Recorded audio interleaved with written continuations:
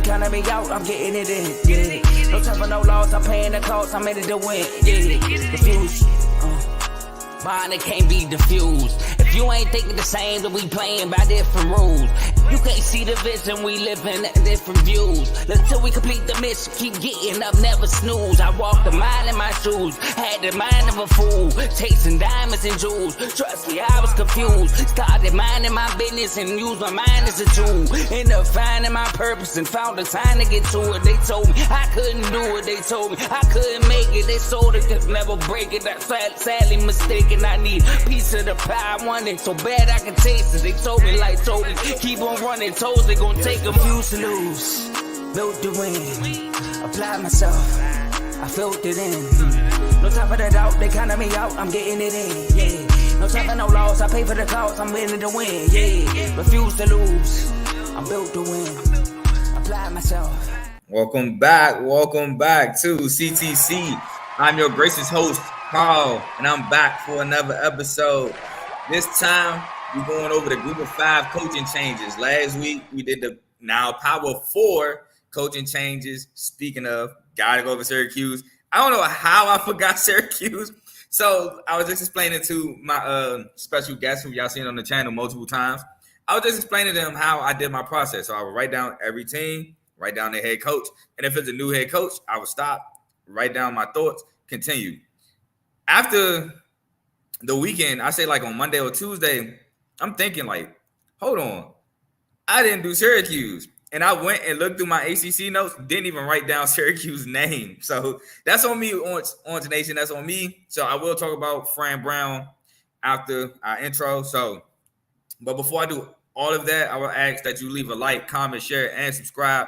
It helps the channel, it helps the network, it helps my channel, CTC, by the way, the Refuse to Lose Network. We also got other shows to provide for y'all, like the main show, who just quite literally 10 minutes ago went off the air. They had a wide variety of topics today. It ranged from the WNBA with the Rookie of the Year award to some guy and his Jordan Love take. I don't even remember guy, bro, to be honest with you.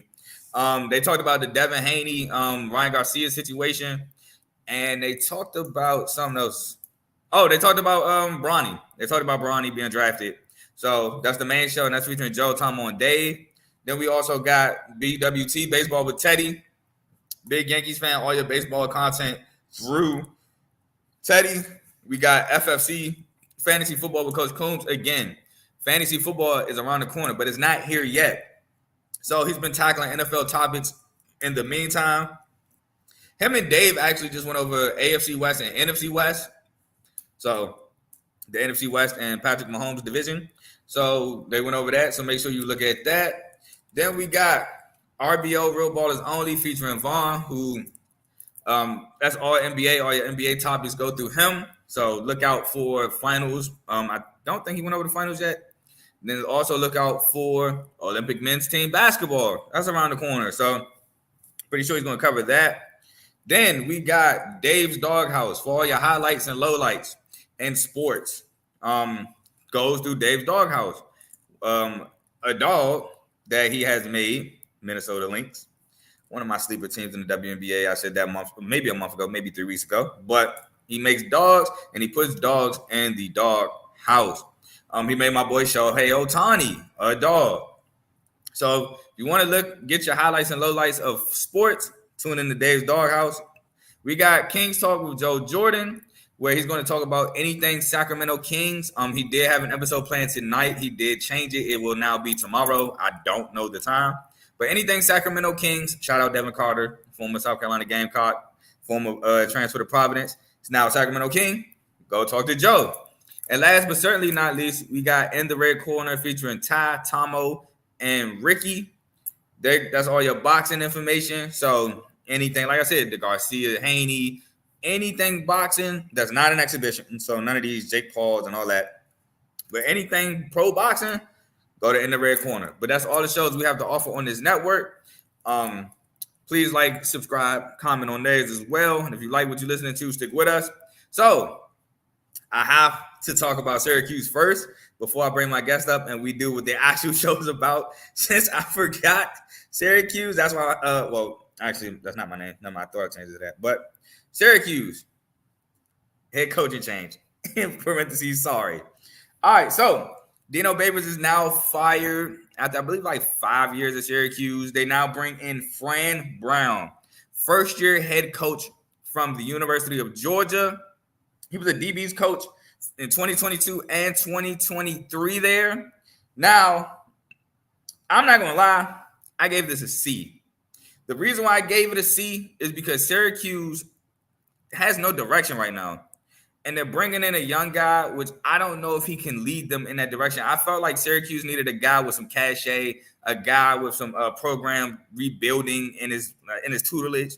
We don't know what Fran Brown can do yet. He's a young guy in terms of coaching. He's actually a young guy, period. But he's a young guy. Yeah, he played college. He played a year or two in the pros. But he's had only 1 year experience as a coordinator. So we don't know what his prowess. We don't know what his prowess can bring to a university. Again, I felt like Syracuse needs somebody with some cachet if they ever have a chance to rebuild in Syracuse to the Syracuse of your grandfather's grandfather or father time with Jim Brown and Ernest and all them guys. But I gave it a C, man. I'm hoping I'm wrong, but I don't think this is what Syracuse needed. And then it doesn't help that, your transfer quarterback is I'm blanking on his name, Ohio State's quarterback last year, Cal McCord. I just don't like the direction I see Syracuse moving in. But those are my thoughts on Syracuse. So, Orangeman, if you killed me for forgetting your school, you're probably going to kill me for not liking the coaching job. So, but that's all I got on Syracuse. We're going to move on to the actual topic at hand now. Again, I apologize. We're going to move on to the American Athletic Conference. But before I do that, I got to introduce, no strangers to the show. I got to introduce my boy, Ace. What up, Ace? What's going on, man? Thank you for having me once again. I'm excited to talk about these new coaches. A lot of familiar faces, I guess, but, new environments. Yes, sir. Yes, sir. I can't wait to get into it as well. So some conferences, we only got to talk about one coach. And in some conferences, we got to talk about maybe half the schools. Yeah. But the first conference we're going to start off with the American Conference. The American Conference, which was won by no longer American Conference school, SMU. They have one head coaching change, and that was Willie Fritz has now left Tulane to join Houston. I don't know if you saw my episode last week, but I gave a hot take on my show last week. I said Willie Fritz at Houston will win a Big 12 title before his reign is over at Houston. I feel like that's a hot take, especially considering where Houston is right now. But I think Willie Fritz could get the job done with those recruits that he's going to have access to at Houston. But let's talk about John Summerall going to Tulane. John Summerall, former head coach at Troy, had huge success at Troy. He won back-to-back Sun Belt championships, 22 and 23. 2022, he went 12-2. 2023, he went 11-2. Did not coach the bowl game they lost to against Duke. He's a defensive coach, which Willie Fritz was before Willie Fritz left to Houston. And he's taken over a program who has had huge success, just like he's used to at Troy. I'm going to let you talk about it, and then we'll both give a grade for it. Yeah, John Summerall is a great hire for Tulane, man, especially coming from a team that was in the same conference as them. Troy had like one of the best defenses in the AAC last year. Well, actually, the last few years, really being honest. Defense is his specialty, and he just seems to be like a kind of guy that can turn around a program. Troy had 3 straight losing seasons before he came and turned everything around there. He went 23-4 as the head coach with a pair of double-digit win streaks. I think he literally only lost to either opponents who were ranked at the time or finished the season ranked, along with 2 Sun Belt championships. I mean, this is a guy. It kind of seems like a lateral movement, but not really, because when you think of Tulane versus Troy, you would think Tulane has, better backing as far as like the money behind them and just I think maybe just the air of excitement around the program that's been building the last few years. Granted, Willie Fritz was there and he started that, but I think John Summerall is the guy to continue it. Yeah, so the reason why I would say it's a lateral movement is just because of the level of success both programs have had. Both programs have won conference championships. Both programs have been to back-to-back conference championships. Now, Tulane lost last year to SMU, but they did go back-to-back. They won against why am I blanking on who they beat? But they did beat somebody on the way to beating winning that Cotton Bowl against USC. I can't remember who they beat though, and it's kind of irritating me. Yeah, it wasn't. I can't remember either. I always say Houston, but it's not Houston. It was not Houston. But I'm blanking. I'm sorry. I can't remember at the moment. But they have went to back-to-back American Conference Championships nonetheless. And I think John Summerall continues it. That's why the grade I gave this higher, I gave it an A+. I gave this an A+. Successful coach who won a bowl game and back-to-back conference championships should keep up the success at Tulane, especially with Houston and SMU now out of the Houston was gone last year. SMU is now gone this year. They're out of the conference. It's not too many teams left that you think, man, Tulane shouldn't beat them. Yeah, I mean, you got Jeff Traylor and UTSA. Jeff Traylor's going to have them boys competitive. My sleeper, South Florida, but that's just a sleeper team. That's not a team you expect to beat Tulane. Memphis is always around that conversation. And then it's pretty much it from the American as is currently constructed. So I gave it an A+. Would you give it? Yeah, I agree. I think it's an A+. It's very on-brand kind of hiring, in my opinion. Also, a guy who's fairly young. I think he's only about 40 or 41 years old. So, you know, in best case scenario, he's there for another 10 years and continuing to build on the momentum that they already have. I agree by why you're saying best case scenario, because he can easily get snatched up by a Power 4 school. Oh, for sure. For sure. I mean, you know, when you're at these mid-major programs, it's like, you know, you would want the coach to stay there. But at the end of the day, you know, when the money gets flying and, you know, they talk about we can do this for your family, that for your family, and it's an issue of legacy. I mean, you know, a lot of these guys are going to leave. Why wouldn't you for greener pastures? Yeah, exactly. You see, we got to talk about it later. San Jose State, Brent Brennan. Yeah. Arizona, yeah. I'm out of here. I'm sorry. Yeah, exactly. Especially with that quarterback that they had there. It's like there's certain situations that you just can't turn down. If you are a competitor and you a real football guy, you're going to make that move. You know, who fight only a sophomore, too. Ooh, that's going to be nasty. Yeah, he's going to be nasty for sure. Yeah, I'm honestly surprised Jeff Traylor ain't get pulled away yet. Jeff Traylor might be waiting on, like, I don't know if he's going to get Texas, but maybe Texas Tech. Yeah. I mean, one of those big conference schools is going to definitely come and knock it. But yeah, I definitely love John Summerall. I think he's a really good coach. I mean, definitely one of the most successful coaches over the last 2 years. That is for sure. And like you said, those Troy defenses have been phenomenal in the Sun Belt. So absolutely, for sure. I think that's which is another thing that a lot of these coaches have in common that we're going to talk about. The conferences that they're going to, they're very familiar with it already. Like John Summerall was the co-defensive coordinator at Tulane in 2012 through 2014. So it's not like he's going to an unfamiliar environment. I think that makes a lot of difference in between when you determine who is successful and who isn't. Yeah, just like Elko was DC at Texas A&M, and now he's back home as the head coach. So exactly. Yep. A lot of things come full circle in college football. Exactly. You are absolutely right. But we got to move on. Conference USA, we got 3 head coaching changes in Conference USA, and we have a new addition to Conference USA. We're not going to talk about the coach because he's been there for a while, but Kennesaw State is now a part of Conference USA.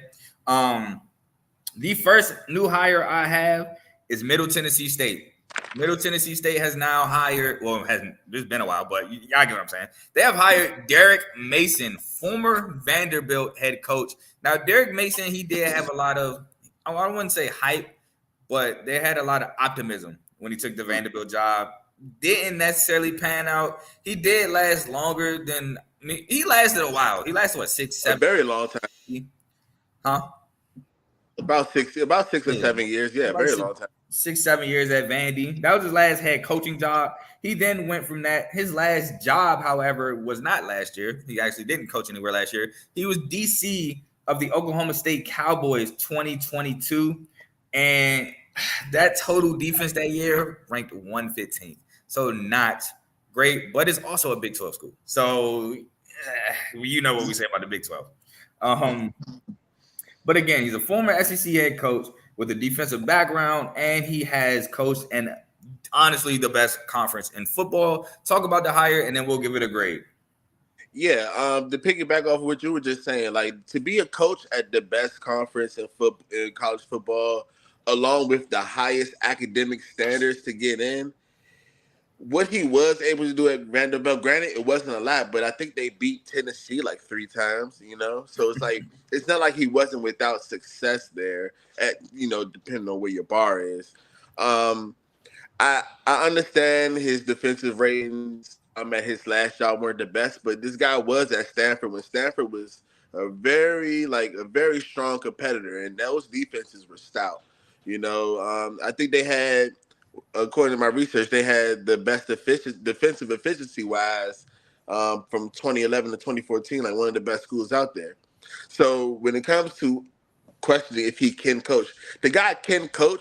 I think now at Middle Tennessee State with lesser academic requirements, especially in an area that he's already familiar with, that Nashville, Tennessee area, he could probably poach a lot of kids for them, maybe going out of state or to a bigger school. He get them to come there, less tuition, less stress on their families. I think he can actually do very good at Middle Tennessee State. Yeah, and to piggyback off what you said at Vandy, his record 27-55, but it's also Vandy, and that's honestly for Vandy. Besides, I forgot who the coach was when Vandy was ranked like 10 years ago. But besides that, like that's not bad, especially if you look at what Vandy has been consistently doing post Derek Mason. It's not been great, so it's not like it's green pastures. It's Vandy. It's tough to win at Vanderbilt. Yeah, but the great certain schools just have a tougher pull than others. Yeah, the grade I gave this coach. I gave this coaching job at Middle Tennessee a B-. I feel like that's fair. Like you said, he's going to have access to those recruits in that Tennessee area who who are good enough to go to Vandy, but possibly don't have the grades to get into Vandy. And he can just pull those guys, like you said, and bring them right down the road to Middle Tennessee State. I'll also say he is a defensive coach who coached at the best conference in college football, and the Conference USA, for lack of a better word, his defense is not really the strong suit of Conference USA. It's really not. You get a lot of high flying scores, and that's why Liberty puts up so many numbers and so many points. Yeah. It's not that much defense going on in Conference USA. So if he can bring that defensive mindset, bring that stout defense to Middle Tennessee State, and just get some guys on offense to put up some points like they do in Conference USA, he's gonna have. I think he's gonna have some success there at Middle Tennessee State. Yeah, I agree. I think at the end of the day, this is a guy who can come into that program. He can lead them to bowl games. He can set a higher standard than. I mean, I don't want to act like the previous coach didn't have a high standard for them, because he was there for 11 years. He took them, I think, about 7 bowl games. So not to disrespect him or anything, but it's just like when you do have a guy who's been competing at the SEC level for however many years he has been, you can't help but feel like he's going to bring just a different sense of urgency to the program. And I think that'll be welcome.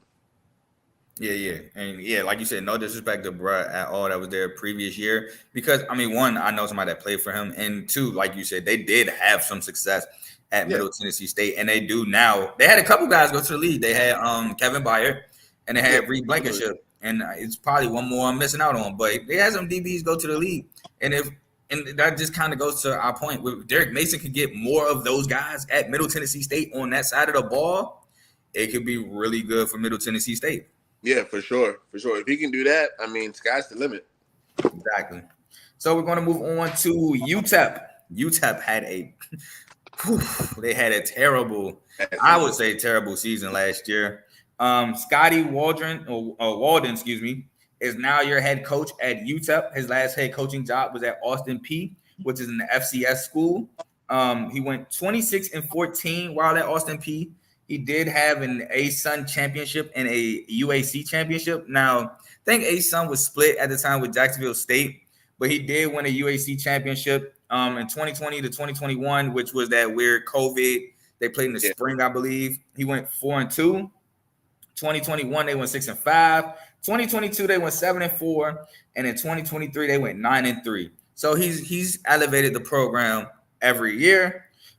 He's had success at the FCS level, offensive head coach.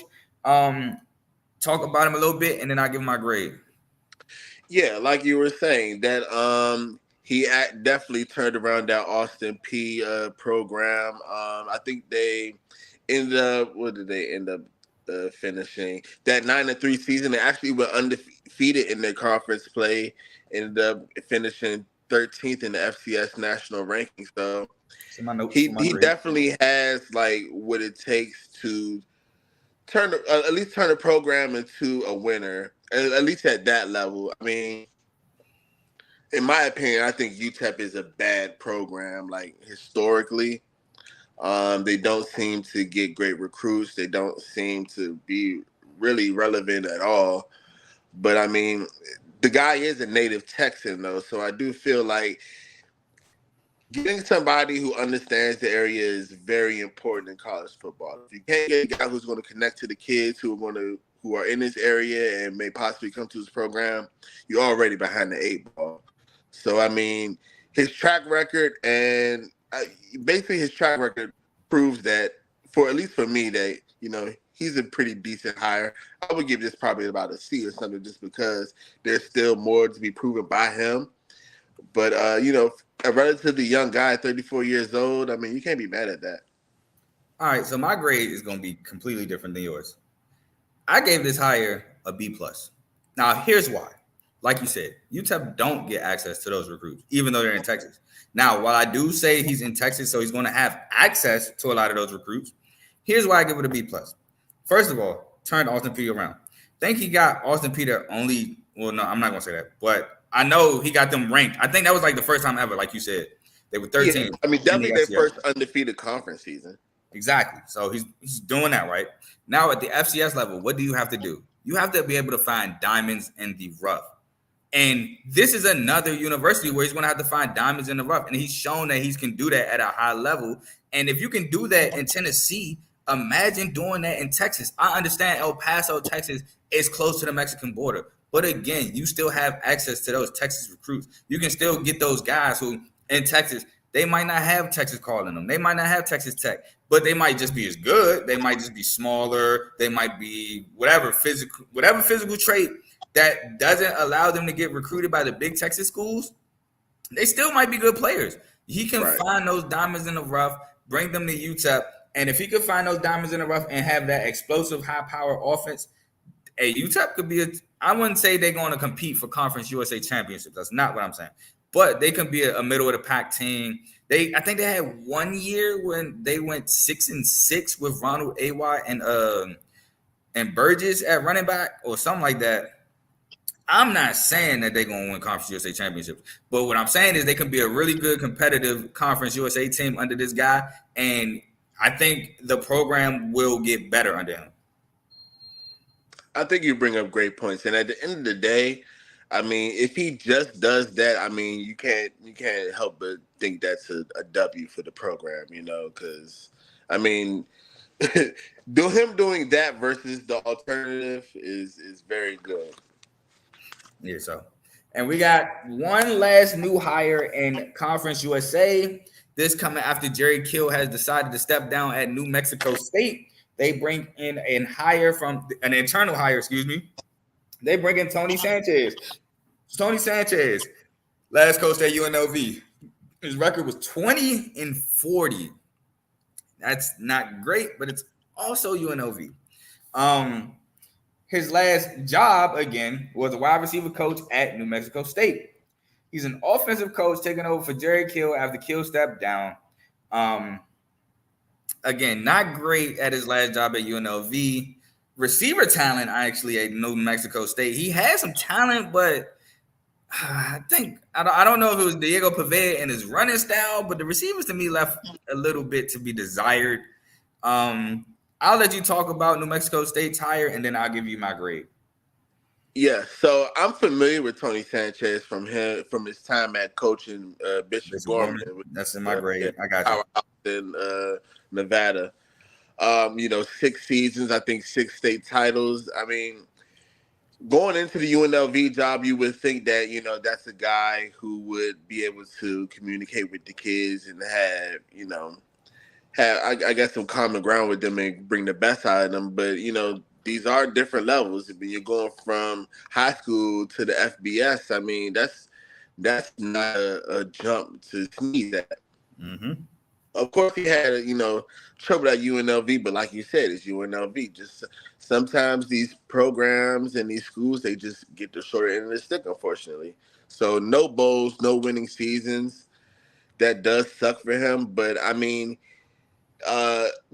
being the wide receiver coach for New Mexico State last year, they did have the 20th ranking passing attack in the nation. Like, he seems to be able to get something out of these players, and and I always like when schools seem to hire internally, because it seems like they may have a lot of retention with the coaching staff, and they'll be able to keep the same the same vibe of the program from the previous coach if it was working.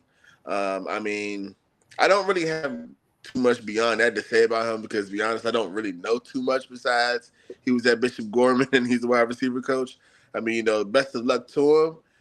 As far as the grade that I would give this, I would probably give it just a C, just based off of his track record at UNLV. I mean, 5 seasons and only 20 wins is not great.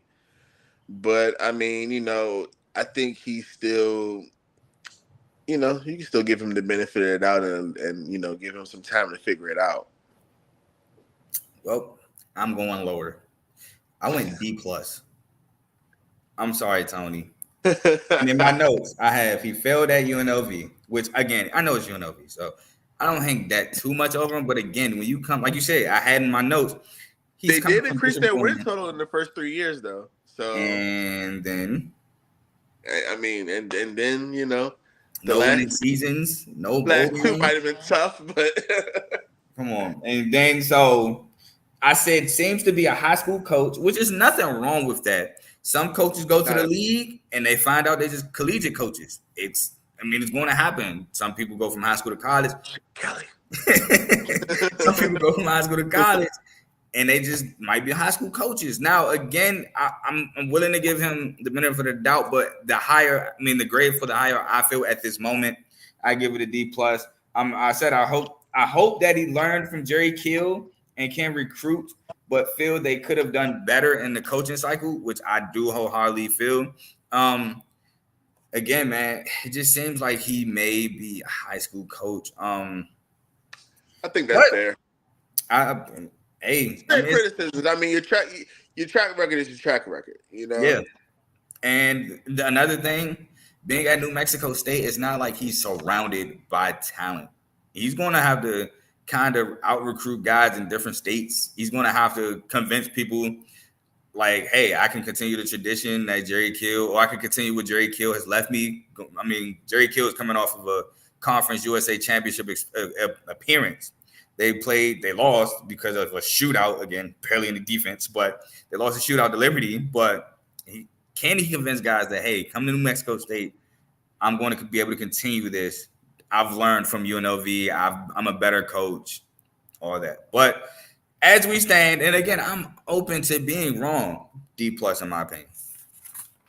Yeah, he's definitely playing NCAA 2025 in real life. Yes, sir. We got some comments, and then we'll go back to the show. So Dave, shout out my boy Dave. He says ace with exclamation points. My boy. And then he also says the U exclamation points. It's all about the U. It's only always about the U.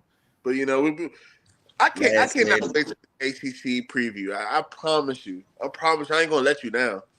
Last said in 02. Anyway, we're going to move on to the MAC conference. Not too many head coaching changes. I believe we only have one in the MAC conference, and that's at Buffalo. Post Lance Leipold, Buffalo wasn't great. Lance Leipold, again, as y'all all know, Lance Leipold is just a dog of a head coach. He's now turning around Kansas. And Dave said he wants to be at the ACC preview. I told you in the chat, you're good. Yeah, come on. You good. I know I'm gonna get jumped by Florida y'all in Mary. the year. It's Go. cool. I'm cool. But we gotta talk about Buffalo new hire Pete Lembo. Last head coaching job was at Ball State. So talk about familiarity with a conference, very familiar with the MAC, being at Ball State There. from 2011 to 2015. He went 33-29, so a winning record in the MAC at Ball State, which is nothing to sneeze at in my opinion. 2 bowl games, lost them both, but again, taking Ball State to a bowl game, nothing to sneeze at. His last job was, however, at South Carolina as an associate head coach and a special teams coordinator from 2021 to 2023. Ace, talk about Pete Lembo. Pete Lembo, you talk about a guy with a 30-year career. Just a guy who's proven himself basically everywhere he goes. I think this is a guy who's very respected in the head coaching circles in the NCAA. I mean, his specialty being special teams, he has shown everywhere that he goes that he's just turned around the special teams play. I mean, with South Carolina, they had the #1 special teams efficiency. Oh, we lost them. There you go. Yeah, sorry about that. I had a call. But yeah, #1 special teams efficiency over the past 2 years. He was the first coach in Ball State history to win 30 games. I mean, this guy, 122-65 over his past 30 years, and 79-36 at the FCS level. He coached 5 years at Lehigh, which led them to one of their best seasons that they ever had, and I think that they finished second overall in the nation that year. 44-14 record from 2001 to 2005. He resurrected the Elon program from 2006 to 2010. So this gives a guy with a very great track record, familiarity with the MAC, and just seems like a guy that just knows how to win. Yeah, so I agree wholeheartedly with you. I gave this job a B. I gave this grade a B. I said because, one, he's shown to have success in the MAC. Again, 33-29 is nothing to sneeze at Ball State. He's taken over a Buffalo program that has taken a step back, but they've shown with Lance Leipold that they can reach the heights of the MAC. I believe they won a MAC title with Lance Leipold. So yeah, I think one. Yep. And again, to piggyback off what you said about the special teams, I said, hey, coach, he has a lot of head coaching experience and a special teams coordinator. Let's not forget, Leon always kills me because our only touchdown against Florida 2 years ago was a special teams touchdown. So he kills me for that. So he saved us from getting shut out against Florida. So, yeah, I think it's a really good hire. I think he can turn around in Buffalo, especially if what I think is going to happen is Jason Candu is going to get pulled away from Toledo eventually. Yeah. And if that happens, that leaves the MAC wide open. Now, I get it. Miami of Ohio did win the MAC last year. But I think the MAC becomes wide open if that happens. Ohio is another name to always look out for in the MAC. But, yeah, I think this was a great hire by Buffalo. I think kudos. Now, one thing before I let you speak, I said that he has to establish an identity at Buffalo because that's what I think is the issue. I don't think they have no identity at Buffalo.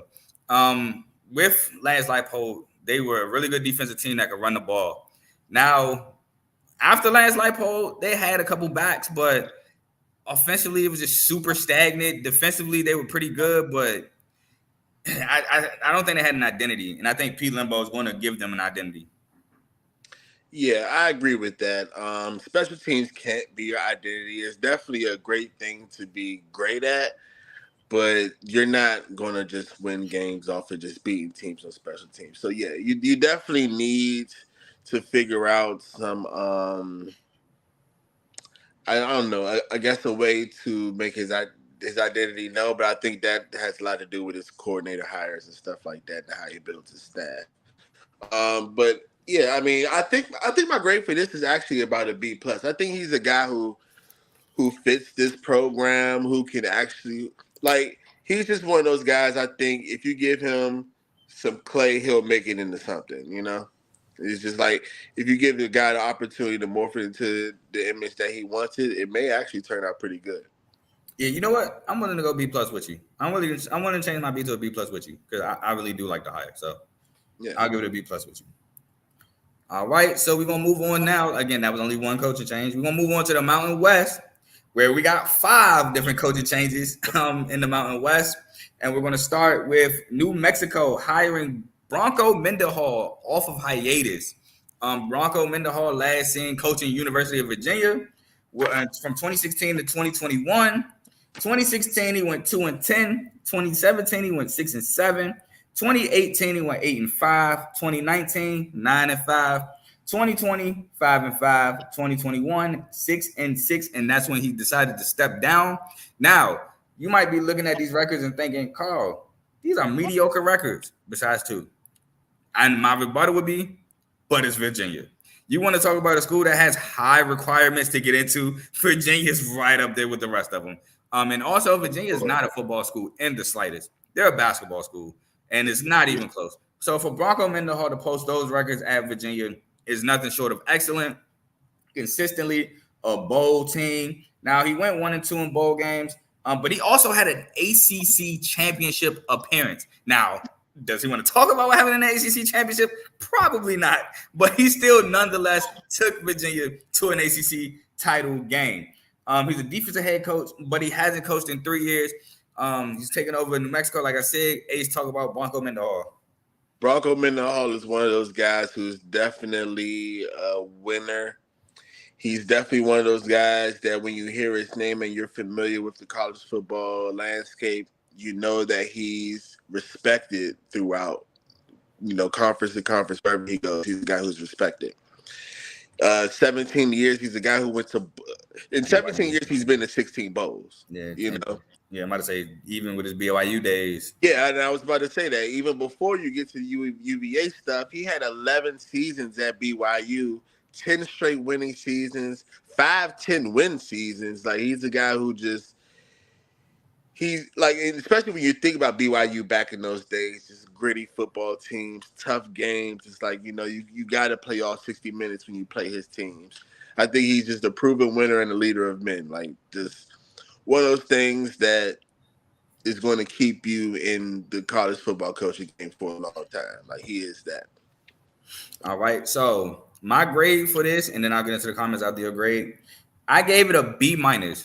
I wanted to give it higher than a B-, but the fact he hasn't coached in 3 years might got knock some of that rest off. So I kind of counted that against him. Now, yes, he's at New Mexico. Is his expectation going to be high in New Mexico? Probably not. New Mexico is not even a football school. New Mexico, I don't even know what their identity would be in terms of the college landscape, but they're more of a basketball school, especially right now with Patino, than a football school. But I said Bronco has huge success at UVA and BYU. While UVA isn't a football school, had an ACC championship appearance, can he bring his mojo to New Mexico, who really isn't a football school and doesn't have huge expectations? And yeah, I love the hire as the man himself, but 3 years not coaching, you can get out of touch with recruiting, with coaching, all especially that. With the new developments in the NIL, transfer portal, all these things. Yeah, I couldn't agree with you more on your grade. I definitely give him B-, and the minus is definitely because of how long he's been out. But I do know that when he left UVA, he had this amazing quote which is basically what he wanted to focus on his time out. He said, reassess, renew, reframe, and reinvent. And I think that he will have ample chance to do that in New Mexico. Yeah. I don't think he's going to have a short leash either. I think he's going to have ample opportunity, like you said. No, they don't have high guys proving stuff like that. You can't give him a short leash. You just got to let the cards lay where they lay. Yeah, I'm not too familiar with like coaching history in New Mexico, but this might be one of the like most well-known coaches New Mexico. I couldn't name you one. Yeah, so I think they're definitely going to give him time. We move on to comments real quick. Dave said, "Just tell me the day." Hey, Dave, I ain't gonna lie. I don't even know the day of the ACC preview yet. So it's coming soon. And then shout out my boy Joe. He put the fire emojis. Appreciate you for stopping by, my boy, and tuning in. We're going to move on to the next new hire I have for us is, I believe, San Diego State. Yes, sir. I have San Diego State. New hire, Sean Lewis. All these, no, hold on, guys. All right, there we go. Last head coaching job was Kent State, 2018 to 2022, where he went 24-31. He actually took them to 2 bowl games, going 1-1 in the bowl games. Last job was Colorado's OC, where they were ranked 82nd in total offense. He was highly sought after as an offensive mind, and the job opened up not too far. He took it. Ace, talk about Sean Lewis. You can talk about the phenomenal job he did with Shador and those receivers. Go ahead, do your thing. Yeah, like you said, a guy who was looked at as one of the best offensive minds in college football over the past few seasons. I mean, they usually rank pretty high statistically wherever he coaches at. His time at Kent State, he actually pretty much turned that program into something of worthy of note, if anything. Kent State before his tenure was, just a passable, forgettable program. Granted, he did go 22-21. But if you take out the Power 5 teams that he played, the guy was 22-9. So obviously, if the talent level is comparable to what he has, he can find a way to win. I think that'd be great for San Diego State. Granted, I don't know a ton about him other than I really didn't pay much attention to him until he got to Colorado last year. But I do think the guy has a lot of things that could help them a lot. An explosive offense in the Mountain West can win you some games. Sure. That could be dangerous. I asked Utah State when they had that offense with Devin Tompkins and Andrew Peasley wasn't a starter. Why am I blanking on the actual starting quarterback name? I remember Andrew Peasley because the game he had against Air Force that year they won in Mountain West Conference. But I can't. Was it Bonner? Was it Bonner? I don't know. I think it was Bonner. But I gave this grade, and I know we giving him praise, right? I gave it a C-. Now, the reason why I gave it a C- is because San Diego State, I don't remember, maybe 3-4 years ago they had a decent offense, but offensively, when you think of offensive schools, you mean they had a decent running back? Yeah, exactly. When you think of offensive schools, you don't think San Diego State. When you think San Diego State, you normally think defense and possibly, like you said, a running back. So while I like the guy as a coach, I don't know if he fits the program. Now, he can mold the program into what he wants. That would be one thing. But I don't know if he can get the weapons and stuff that he needs at San Diego State to be what he wants the San Diego State to be. Like I get Kent State, they were really good offensively under his tenure. I think he even sent a couple guys to the league, but I don't know. At San Diego State, I don't know, man. What else I got over here? Oh, basically that's it. That's what I said. I said they severely lack offense. Can he get a high-flying offense to San Diego State? And it's kind of not his fault. Nah, yeah, I agree with you wholeheartedly. I think it's like a C, even a C- kind of higher. I think he still has a lot to prove. I mean, even with the flashes that he had with Colorado last year, there were still times where that offense sputtered very badly. And, you could blame it on the line. You could blame it on, whatever you want to blame it on. But at the end of the day, that's on his sheet. So, we got to see better from him in order to get a better grade. Yep. So I'm wishing you well, Sean Lewis, because I know we know the offensive genius you do have in that mind of yours. We've seen it at Colorado. I've seen it at Kent State, but I just don't know if you at the right school for it. Like, I was trying to think of a school that was like San Jose State. If you went to San Jose State, I'd have probably gave it a higher grade.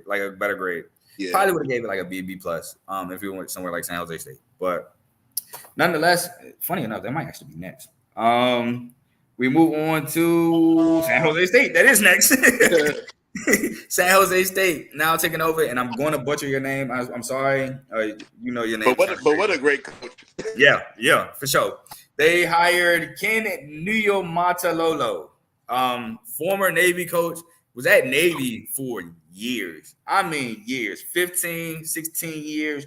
Was at Navy from 2007 to 2022.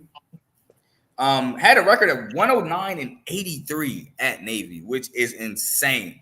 6-5 in bowl game appearances, but he was 0-3 in American Athletic Conference Championship appearances. But nonetheless, taking Navy to American Athletic Conference Championships is a success in itself because, again, with the recruits you get at Navy, not a lot of – I won't say not a lot of people, not a lot of athletes want to go to a naval academy because of what comes with it. You still have to do your naval academy duties while you got football practice, football preparation for games, and you have to go to the military if you stay all 4 years. So a lot of athletes ain't trying to do that. So the pickings is slim for recruits. For him to have the records he's had at Navy was nothing short of excellent. I got some more, but I'm going to throw it into the grade. His last job, however, last year was at UCLA as an advisor, and then he was a stand-in tight ends coach. Ace, talk about Ken Niumatalolo. Yeah, I think Ken is a great coach. Like you said, he's been at Navy for years. A 3-time American Conference Coach of the Year, bowl games in 10 of his 15 years there. I think he won about 6 of them. So, that's a great ratio as far as winning and losing. Beat Notre Dame 3 times in his tenure there at Navy. Nothing to sneeze at.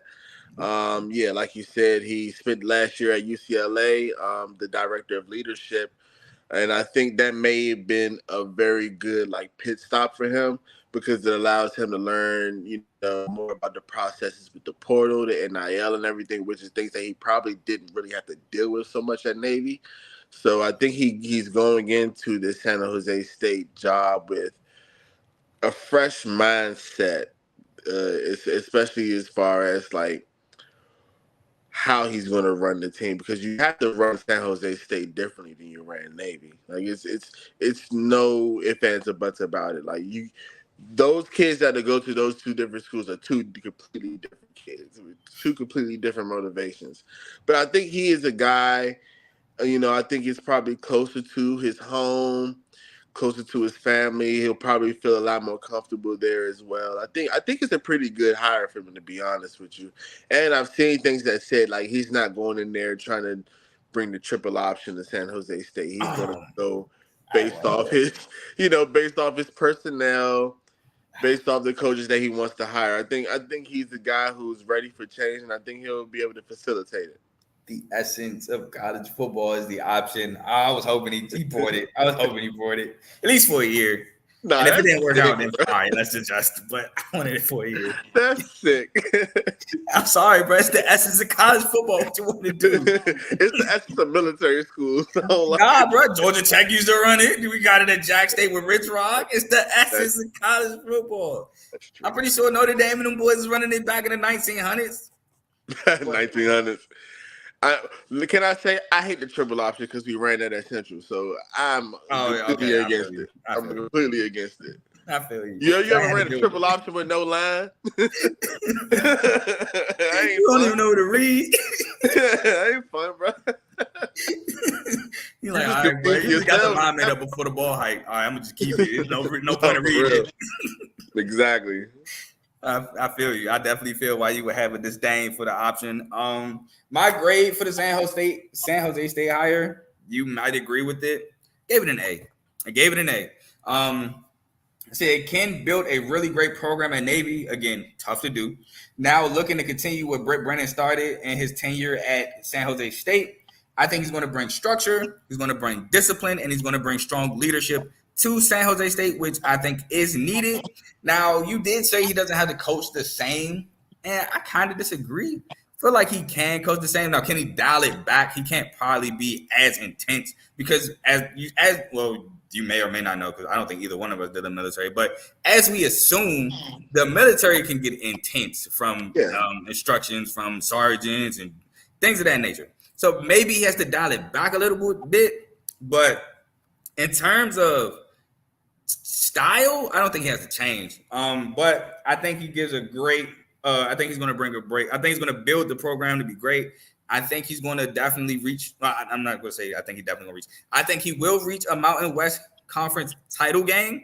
Now, history says he's going to lose it, but nonetheless, getting there is fine at San Jose State. So I think this is an A hire. Yeah, I couldn't agree with you more. I do think it's an A hire. As far as the differences, I kind of think I think I meant more so as far as speaking to the motivations of players, understanding the things that they are dealing with. I mean, because granted, yes, the military, I feel like there's a difference as far as the dedication that players have, I agree there.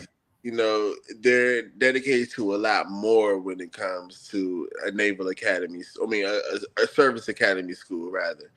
Not to say that the average college player doesn't have that tenacity. I get what you're saying. Some college players, they be like, man, do I really want to do this? Like, I'm done with Yeah. this. And you got to kind of Yeah, remotivate you're gonna deal with a lot of people who are more wishy-washy than you are in Navy, because like if you go into the Naval Academy, you already making a commitment. Football is just the extra commitment. Yeah, I feel you. I do. I agree with that. But yeah, I think Ken was a great hire. Couldn't be more. I don't think it could have happened to a better guy. I'm happy for bro.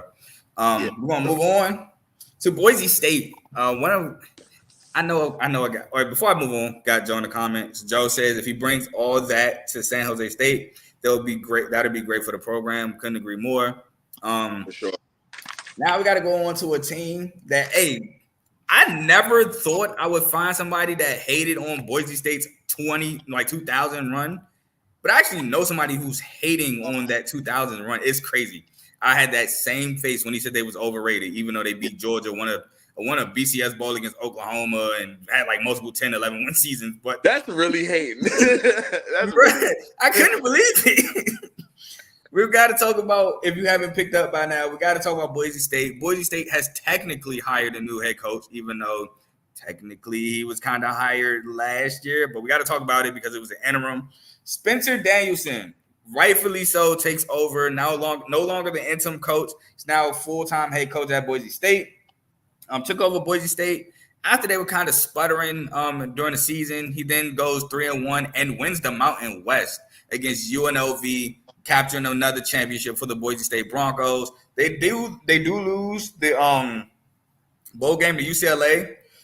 Can't remember which quarterback came in and turned up. I want to say it was Ethan Garbers that came in and actually turned up for UCLA after Colin Shalee got hurt, or it could have been the other way around. Can't really remember. But nonetheless, took him to a bowl game, got a conference championship under the belt. I really like the hire. Go ahead, Ace. Yeah, I love the hire. I think it's the smartest thing they could have done. This is probably a A+ hire, to be honest with you. If you look at Boise State last year, before he was the head coach versus after he was the head coach, it's completely night and day the way those guys played. I mean, this is a guy, I think he just understands the job. He understands the program and understands the culture that goes along with the program. Like, it's very clear that he loves it there. He's been there since 2017.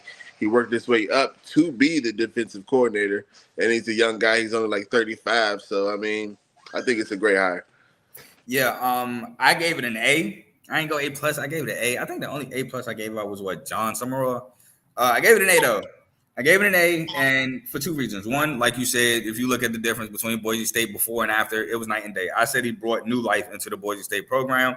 Secondly, I love when interim head coaches take over, do well, get the program behind them, the players are behind them, and then they win the job they rightfully deserve. I hate when interims do all that, and then they go a different direction, and then the interim head coach doesn't get anything. I truly hate when that happens. I feel so bad for the interim head coach when things like that happen. So I gave it an A, and just because of those reasons alone.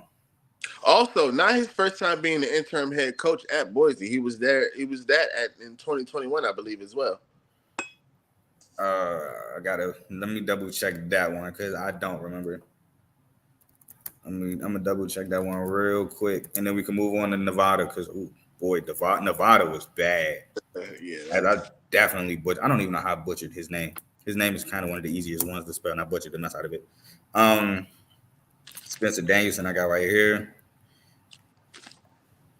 Nah, I got him as a defensive coordinator in 21 to 23. I don't have him as an interim. He was. Hold on, let me see. Because this one he was interim. It was like a game. Okay, I got you right here until Avalos was hired. Yeah, it wasn't like a long time, but yep. He was interim until Avalos was hired, and he also declined the job with the coach that left for Auburn. Yeah, but that's his commitment to the program. Is the only reason he said it. Which, hey, thank the lucky stars you declined that job with Harsin because Harsin got out of there real quick. They got Harsin out of there quick. They got Brian Harsin out of Auburn so fast. I mean, rightfully so, to be completely honest with you. But as he It ain't for everybody. Yeah, no, it is not. But we gotta move on to our last new hire in the Mountain West at Nevada. We have Jeff. And Choate? I think it's Jeff Choate. I'm I gonna think go it's Jeff Choate. Choate. Jeff Choate is now the new head coach at Nevada. His last head coaching job, another FCS guy, in the Montana State, from 2016 to 2020, 2021. Again, that the weird COVID year. He went 28-22. His last job, however, was the co-DC at Texas from 2021 to 2023. So shout out Joe, new Texas fan, and he's not a bandwagon fan. He's just new to college football. But his teams in 2021 at Texas, 100th in total defense. 2022, 54th in total defense. And 2023, 35th, which was last year, in total defense. So I'll let you talk about Jeff Choate, and then I had some notes, but I'm gonna just throw them in my grade. Yeah, Jeff Choate, a pretty good DC at Texas. I mean, he contributed to them having one of the best rushing defenses last year, which helped them. Don't hurt when you got Byron Murphy and Tavondre Sweat. I mean, yeah, but still schemes matter. I mean, he turned around that Montana State program, took him to the semifinals. Yep. 2019. He's been an assistant at Boise State, Utah State, Washington State. So I think he is kind of like familiar with the recruiting areas that he'll have to deal with. I think just having a familiarity with the Mountain West will help him a lot.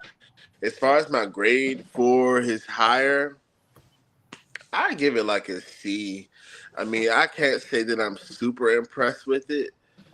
But I think he has the potential to show what he's got there. So, first of all, before I start, we do have one more hire in the Mountain West. That's on me.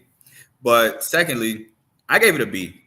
I'm actually impressed with the caliber of coach they got at Nevada, as Nevada has been tragic these past couple of years. He turned around. Well, I don't want to say turned around Montana State, but again, like you say, he took them to the semifinals in the FCS in 2019.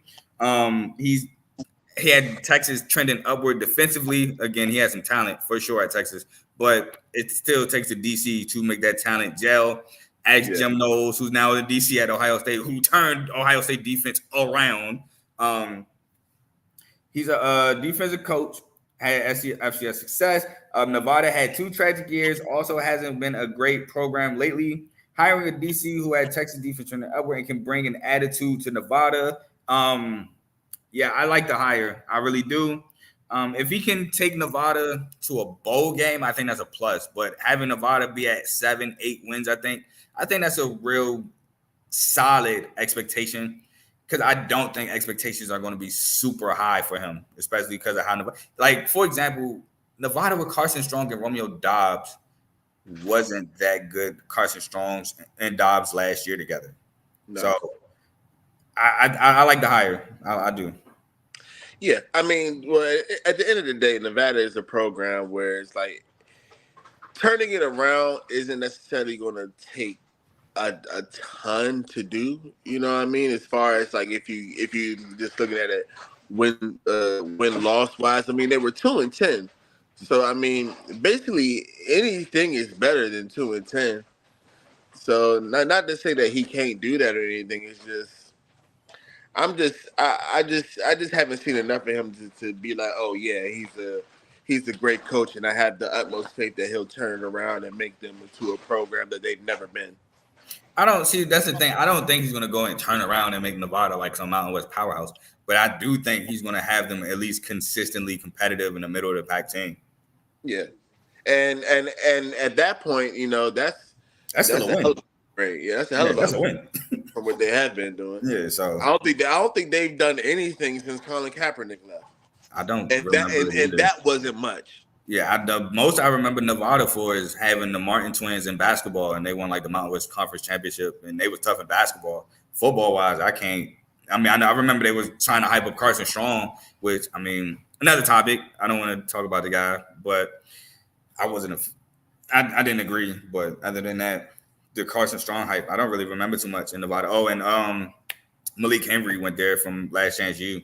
That was pretty That was pretty trendy. Well, he's just a Netflix star. Yeah, that was pretty trendy. So, so we gotta get to our last new hire, and it's only right we say Wyoming for last because they had their legendary head coach Craig Boyle step down after coming back and winning a bowl game against Toledo. I was rooting for the win. I'm not gonna lie to you.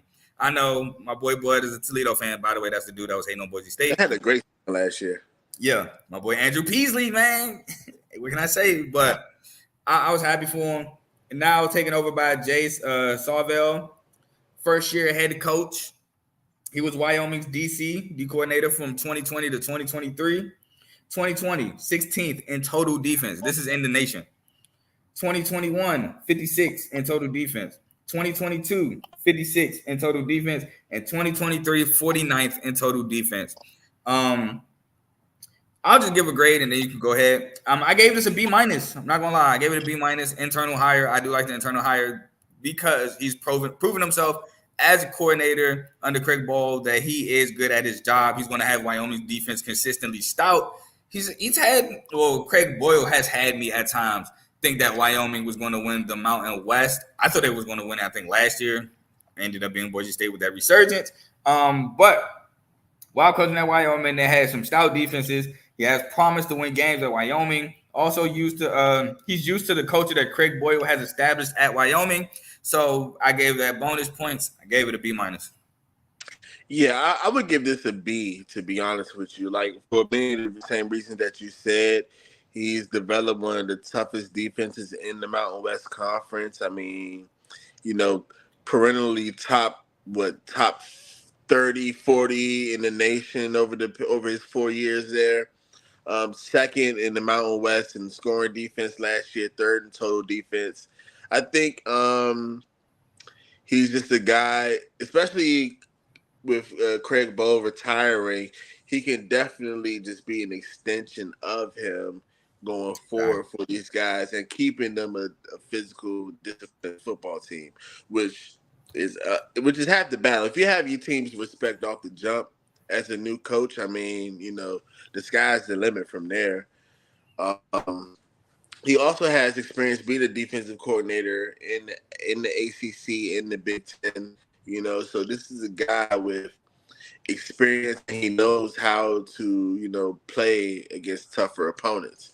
I'm pretty impressed with it. I think this is a guy who could just maybe embody that Wyoming culture, And I think that's very important for, those kind of schools that's in like a flyover state or whatever. Like, you need Exactly. And like you said, like we both said, I think he's going to be an extension of Craig Boyle. I think the student body's behind him. Boosters are probably behind him. I don't think they lose a beat under Craig Boyle, to be honest with you. Not at all. Yeah.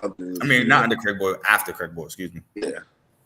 All right, so that wraps up now the Mountain West, and we're down to our last conference in the group of 5.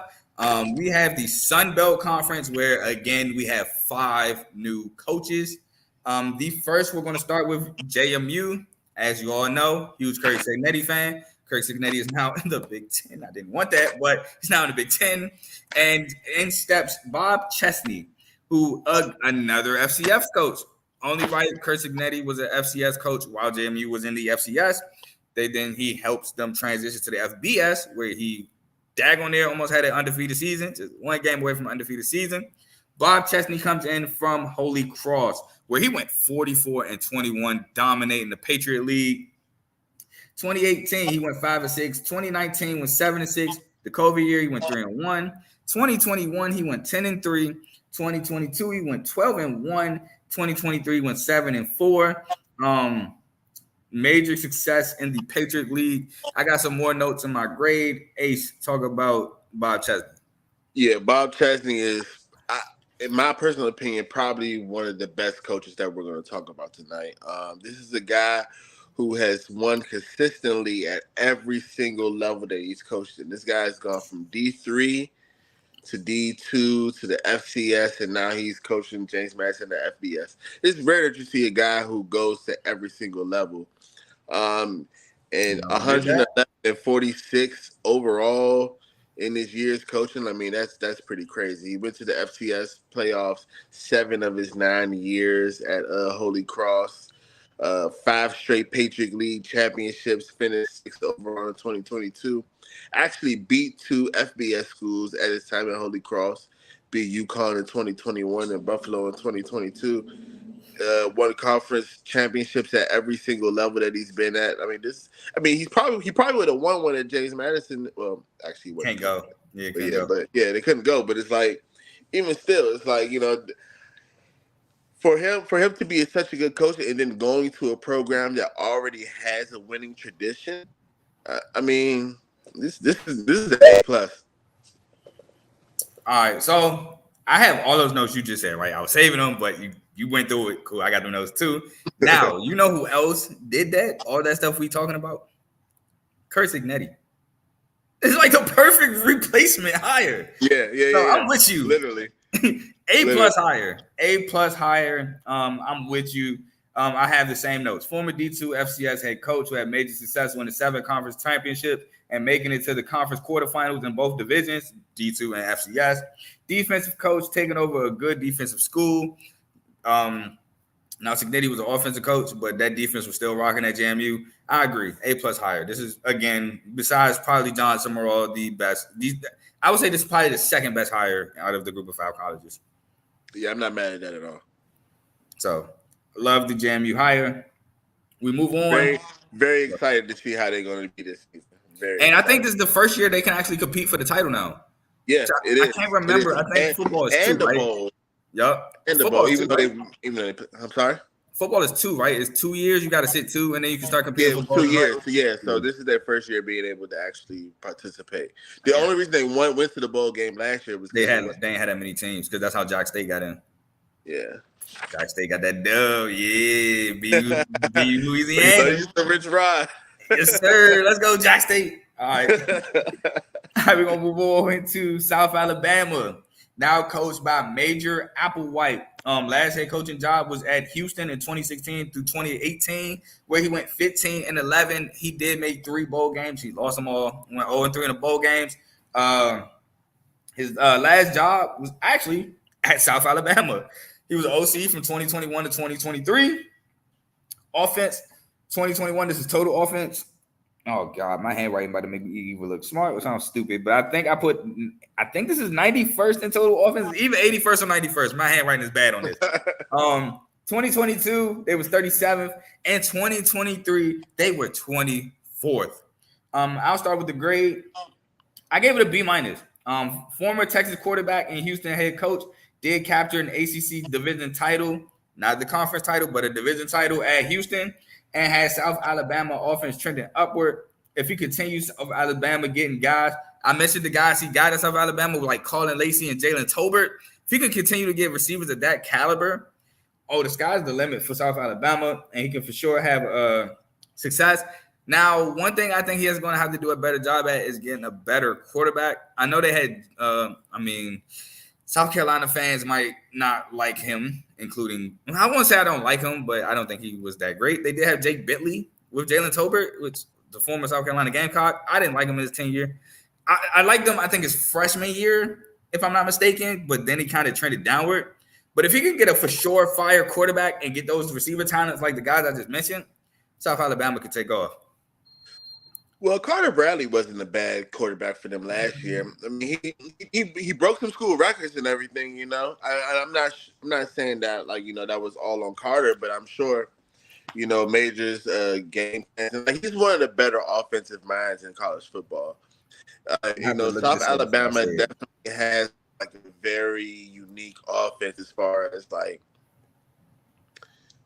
tempo that they play at and the schemes in which they form. I think it's a pretty good hire. I mean, especially a guy who's just being promoted from being the offensive coordinator, being promoted up into the head coach. I think that helps him at least keep a lot of retention on his coaching staff going forward as well. I mean, he also spent time as an analyst for Nick Saban at Alabama. So I think this is a guy who has a lot of knowledge. Granted, he was a head coach at Houston. That may not have ended the greatest. But, I mean, those are things that some coaches have to go through. You learn from those experiences. He's been a part of championship teams is basically what I'm trying to say. Sure. when Colt McCoy and them in Texas went, they got bust by Alabama that year. Because Colt McCoy got hurt. I was so sick that night. I was so sick. And he got hurt like in the first play of the game. Like that was. Oh my God, who's that? Marcel Darius. Yeah. That was the beginning of the Alabama dynasty, but we don't gotta talk about that. But yeah, I think this is a guy who has been around enough to learn from very great coaches, and I like this hire for them. I think it's a solid B. Yeah. To piggyback on what you said about Carter Bradley, I don't think Carter Bradley was. I just butchered it. Carter Bradley was bad. It's just I'm talking about like a guy. If he can get a guy to go with Colin Lacey, like Carter Bradley, cool. Even though Colin Lacey had like I think Colin Lacey might have had half of his whole. Like Carter Bradley, I think threw for like 26. I think Colin Lacey had like close to 1,400. But like if he could have got a guy at South Alabama, which is hard to do because you're a Sunbelt school, so I get it. How many guys are there? Yeah, I'm about to say I get it. The Sunbelt school, like if Grayson McCall was like the quarterback last year, that could have been crazy. So it's no knock to Carter Bradley. Carter Bradley definitely did a good job at South Alabama. Now on the Raiders, but I'm talking about like a guy. Yeah, but at the end of the day, Major Applewhite, he has a great offensive mind, and he'll figure some stuff out. And that's why I gave him the credit. Like that's why I think he's going to be able to get a guy like Clayton Tune or like Michael Pratt. Like he's going to be able to get a guy like that. Right, I agree. We move on to Southern Mississippi. No, not Southern Mississippi. Excuse me. Handwriting again. ULM, University of Louisiana Monroe. It was one more below him. Yeah, my bad. It was right below it. ULM. Excuse my apologies. I told you I write down all the schools, and if it's a new coach, I stop. And it was like right below that. ULM is now taken over by Bryant Vincent, first official head coaching job.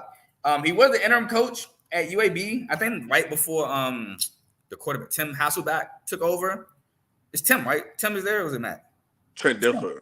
Trent Dilfer, yeah, I'm tripping. I knew it was a quarterback. I'm confused. Yeah. Trent Dilfer is there. Sorry about that. Super Bowl quarterback. Anyway, the first official head coaching job. He as an interim head coach, he went 7-6 and did win his bowl game. His last job, however, was New Mexico's offensive coordinator / quarterbacks coach, where they were 45th in total offense, and they went up from 13.1 points per game to 27.3 points per game under his offensive coordinating leadership. I'll let you start this grade off, and then I'll go. Yeah. So Brian Vincent, this is a guy who consistently has offenses in the top 50 where he's played. He has bounced around a lot between South Alabama and UAB. I know he was at UAB when the program dissolved, and I think he was there when it came back. He was. And stuff like that. To be honest with you, I gave this a C, but it's a lot based on the fact that I don't really know too much about the guy, to be honest with you. I know that he's, from what I've read, he's known for having strong leadership and basically like powerful offensive schemes.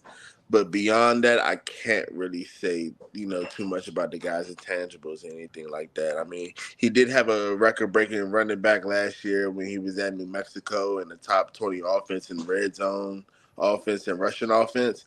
But how is that going to translate to Louisiana Monroe? I'm not too sure. But I do know, at least he has a history with the Sun Belt Conference with being from South Alabama UAB for all those years. And I think, maybe that'll help him. So you gave it a C. I gave it a C plus. The plus came from his offensive mind. Like he's shown he has a really great offensive mind. The C comes from he's at University of Louisiana Monroe. I said my notes are has a record for being a great offensive mind, but is taking over a struggling program. Can he recruit here? And that's the issue. Can he recruit here? Because you got Tulane in Louisiana. You got obviously LSU. And you even got Louisiana Lafayette, who's still pretty good. You got Louisiana Tech, even though would I rank Louisiana Tech over Monroe? I think I probably would, to be honest with you. I can't say I would rank them over him, but it's still competition is competition. Yeah. I might actually do that, to be completely honest. I mean, Louisiana Tech didn't have a bad year last year either. I mean, not a bad year. They didn't have a good year last year either. but they started to kind of get the act together a little bit towards the end of the year, if I remember correctly. But that's tough. You got other Louisiana schools to recruit around. Not only that, you're not going to outbid a lot of these guys out of state. So you have to win in state to be able to win out of state. Don't know if you can do that. So I gave it a C+. Yeah, I agree. It's just it's more so a wait and see kind of thing. Yeah. We move on to this one. Kind of hurt me. It did until at the time it hurt until I realized where he went. Then I was happy. Got to move on to Georgia State. Georgia State, Sean Elliott left for South Carolina. So I was sad he left Georgia State because I really liked his energy. He brought us to Georgia State. And they were balling too. Darren Granger and Marcus Carroll and those guys, they were balling. But then I seen he went to South Carolina. I was like, all right, cool. As much as I hate to see him leave, I'm glad he came to one of my schools. So they're now ran by Dale McGee, who's first-year head coach. His previous job was the University of Georgia's running back coach. So another University of Georgia position coach gets a head coaching job. Shout out Kirby Smart. Don't really know too much. I'll give the grade. I gave him a C-. He's a first-year head coach with no collegiate coordinator experience, which that doesn't help. I mean, that doesn't help. Yeah, it doesn't help.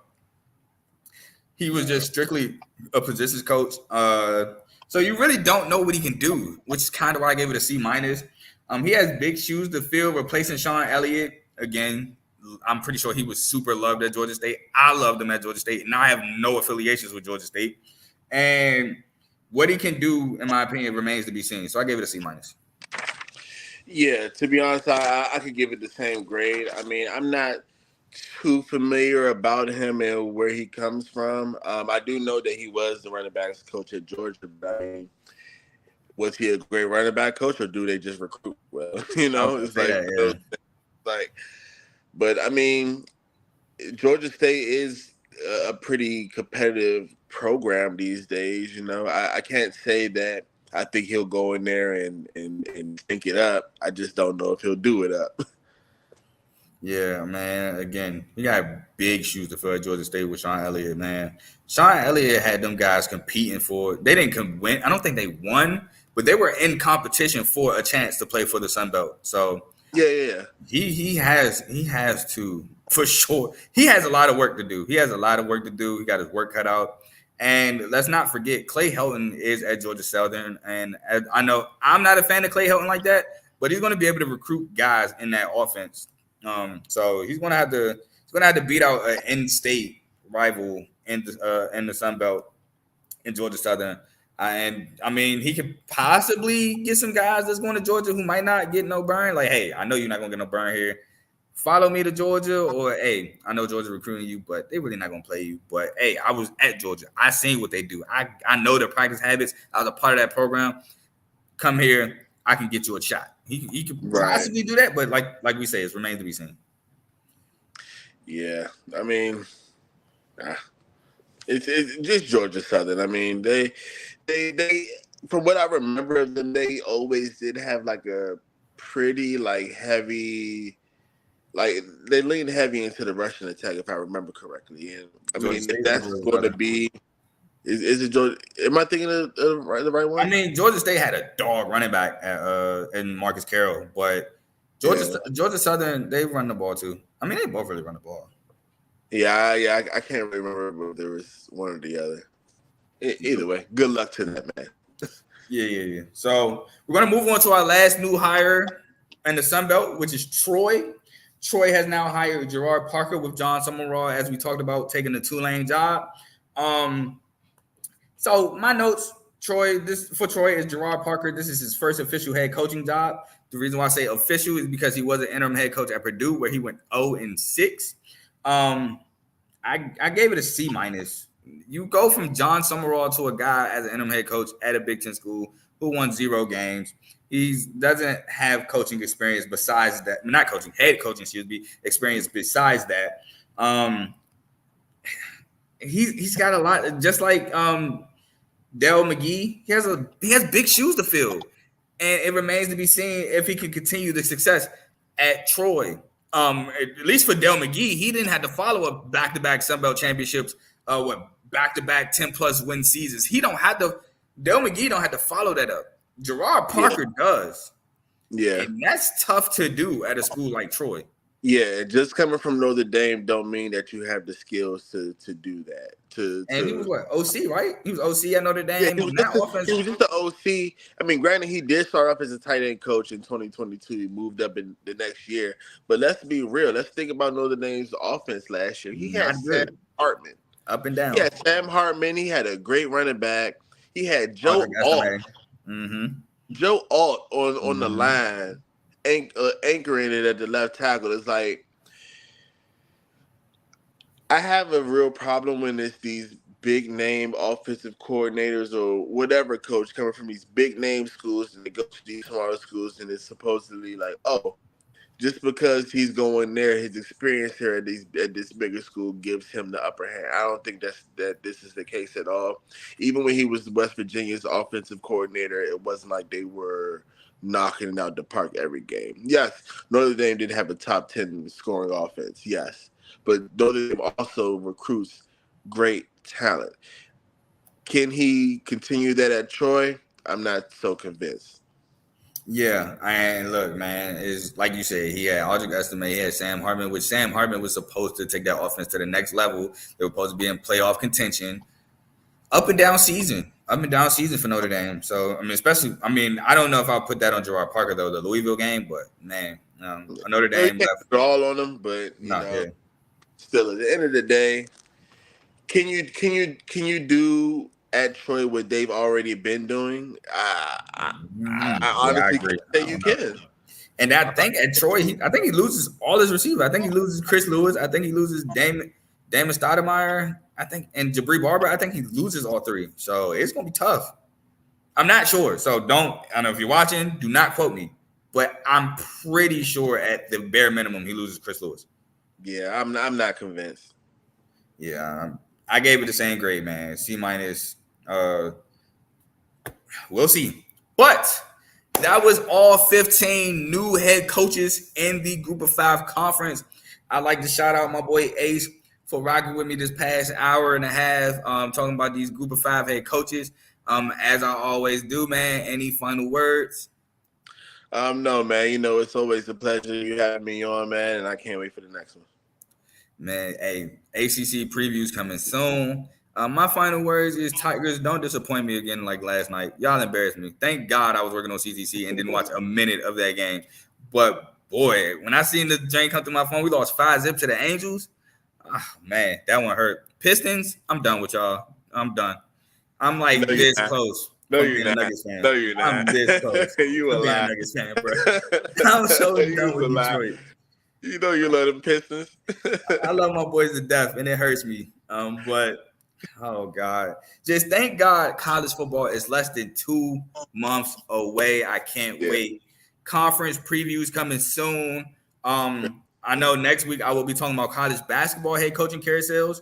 So I got to get those out of the way. And after college basketball coaching carousels, I believe previews are next. So previews coming soon. Whatever conference you like, ACC, Big 10, Big 12, or SEC, definitely we talk about them.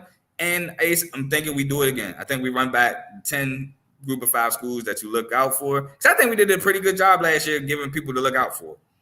Yeah. Last year we were definitely on point with a lot of those schools. I mean, well, we've been on point with a lot of stuff, but that's neat. Yeah, man. So thank you again for joining me on this episode. I won't tell you, not you, but for the people watching, I don't know when I'll be back. I've joined a men's league that I play in every Tuesday, so it's kind of why the games. That's why CTC ain't been on Tuesdays. But whenever I got a day, I will announce it. But until then, enjoy your weekend because I will enjoy mine. And I'm out. And Ace, go enjoy your food. Peace.